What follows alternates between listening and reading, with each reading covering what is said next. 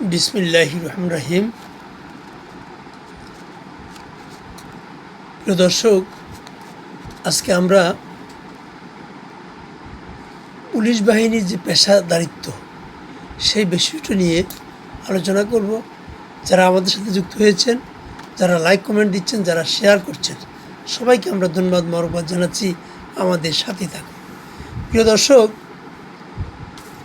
পুলিশের যে বর্তমান স্থবিরতা আমরা লক্ষ্য করছি, এটার পিছনে আসলে প্রশাসনিক ও মনস্তাত্ত্বিক দুটো কারণেই কিন্তু বিদ্যমান রয়েছে। আপনারা জানেন, গণ অভ্যুত্থানকালে পুলিশ হত্যার বিচার নিয়ে অনিশ্চয়তা এবং মানুষের যে বিতর্কের ট্রিগার সাইনেস বা সিদ্ধান্তহীনতা আইনশৃঙ্খলা পরিস্থিতির উপর চরম বিরূপ প্রভাব ফেলেছে। এছাড়াও ডালাও বদলির কারণে বিশেষায়িত ইউনিটগুলোতে যে অভিজ্ঞতা ও পেশাদারিত্বের ঘাটতি তৈরি হয়েছে, তার সুযোগ নিচ্ছে কিন্তু দাগি যারা অপরাধী তারা।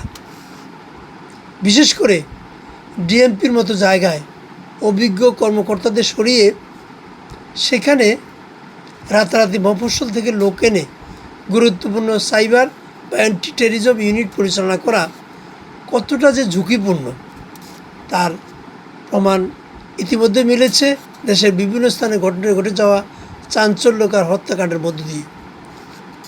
অপরাধীরা নির্বিঘ্নে অপরাধ করে পালিয়ে যাচ্ছে, অথচ থানা জানিয়েও সময় মতো আইন সহায়তা পাচ্ছে না। এই যে প্রক্রিয়া, বিশেষজ্ঞরা বলছেন যে পুলিশ সংস্কার কমিশনের মাধ্যমে পরিবর্তনের কথা বলা হলেও কমিশনকে দীর্ঘস্থায়ী না করা কিংবা মনিটরিং ব্যবস্থার অভাব সংস্কার প্রক্রিয়াকে প্রশ্নের মুখে ফেলেছে। সাবেক পুলিশ কর্মকর্তাদের পর্যবেক্ষণ অনুযায়ী পুলিশকে সত্যিকার অর্থে জনগণের বাহিনীতে পরিণত করতে হলে সবার আগে রাজনীতিবিদদের ঠিক হতে হবে। প্রধানমন্ত্রী তারেক রহমান যোগ্যতার মাপকাঠির কথা বলেছেন এবং স্বরাষ্ট্রমন্ত্রী সালাউদ্দিন আহমেদ চেইন অফ কমান্ডের কথা বলেছেন। এগুলো আসলে ইতিবাচক কথা, কিন্তু এই যে প্রতিশ্রুতিগুলো সেটা যদি বক্তৃতার মধ্যে সীমাবদ্ধ থাকে আর তলে তলে যদি পুলিশকে রাজনৈতিক হাতিয়ার হিসেবে ব্যবহার করার যে গোপন প্রক্রিয়া সেটা আগের সরকারের মতো চলতে থাকে, তাহলে পেশাদার পুলিশ বাহিনীর গলা কিন্তু অনিশ্চিত হয়ে পড়বে। প্রিয় দর্শক, আপনারা জানেন যে 24শে জুলাই আগস্টে রক্তঝরা দিনগুলো এদেশের মানুষের সামনে এক নতুন বাংলাদেশের স্বপ্ন এঁকেছিল। ছাত্র জনতার সেই অভূতপূর্ব গণ অভ্যুত্থানের অন্যতম প্রধান ম্যান্ডেট ছিল রাষ্ট্রীয় সংস্কারের, রাষ্ট্রীয় প্রতিষ্ঠানের আমূল পরিবর্তন, আমূল সংস্কার, বিশেষ করে একটি স্বাধীন, নিরপেক্ষ ও পেশাদার পুলিশ বাহিনী গঠন। এটা কিন্তু জনগণের একটা আকাঙ্ক্ষা ছিল, কিন্তু অভ্যুত্থানের পর প্রায় 21 মাস পেরিয়ে গেল জননিরাপত্তা ও পুলিশ বাহিনী গঠন প্রক্রিয়া বা এগুলো কিন্তু হয়নি। এরপরে জননিরাপত্তা পুলিশ সক্রিয়তার যে চিত্র আমরা দেখেছি, তাতে এক গভীর অনিশ্চিত হতাশা কিন্তু দানা বেঁধে উঠছে। এরপরে আমরা একটা প্রতিবেদন দেখেছি যুগান্তরে, বলছে পুলিশের নাটাই এখনও সেই রাজনীতিবিদদের হাতেই বন্দী। বর্তমান সরকারের নীতি নির্ধারণের পর্যায় থেকে যোগ্যতাকে একটি একমাত্র মাপকাঠি হিসেবে ঘোষণা করা হলেও মাঠ পর্যায়ে দৃশ্যপট কিন্তু খুব একটা পাল্টায়। অনেক ক্ষেত্রে দলীয় পরিচয়ের মাধ্যমে বিশেষ সুবিধা বাগিয়ে নেওয়ার পুরানো সেই রেজিস্ট ভিত্তির প্রবণতা বাতাসেরা দিয়ে উঠছে। কারণ থানায় গিয়ে এখনও সেই রাজনৈতিক পরিচয় দিয়ে তার প্রভাব খাটিয়ে কিছু একটা করতে চাচ্ছে। তাহলে এটি অত্যন্ত উদ্বেগের বিষয় যে কত বড় একটি গণ অভ্যুত্থানের পরও পুলিশের ভিতরে ক্ষমতার যে অপব্যবহারের মানসিকতা এখন নির্মূল করা সম্ভব হয়নি। যদি এই যে গণ অভ্যুত্থান পরবর্তী সময় যদি অপসংস্কৃতি বজায় থাকে, তাহলে বুঝতে হবে গলদটা গোড়ায়।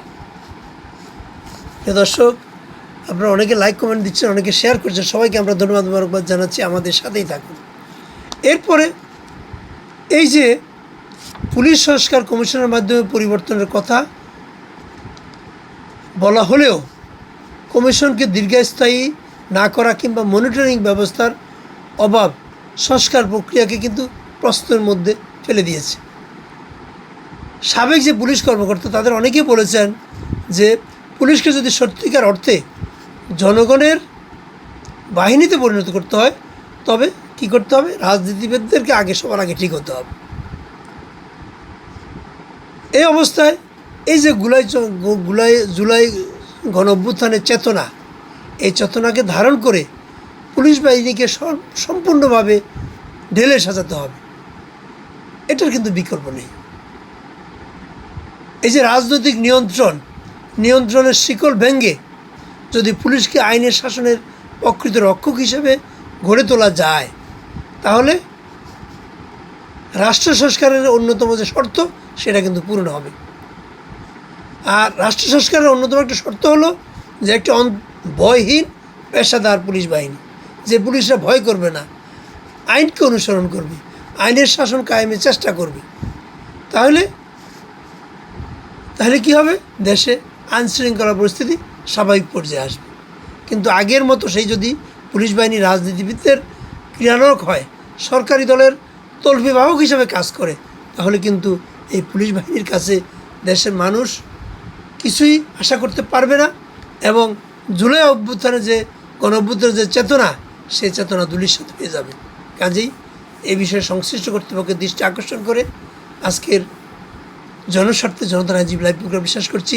সবাই ভালো থাকুন, সুস্থ থাকুন। শুভরাত্রি। আসসালামু আলাইকুম ওয়া রাহমাতুল্লাহি ওয়া বারাকাতুহু।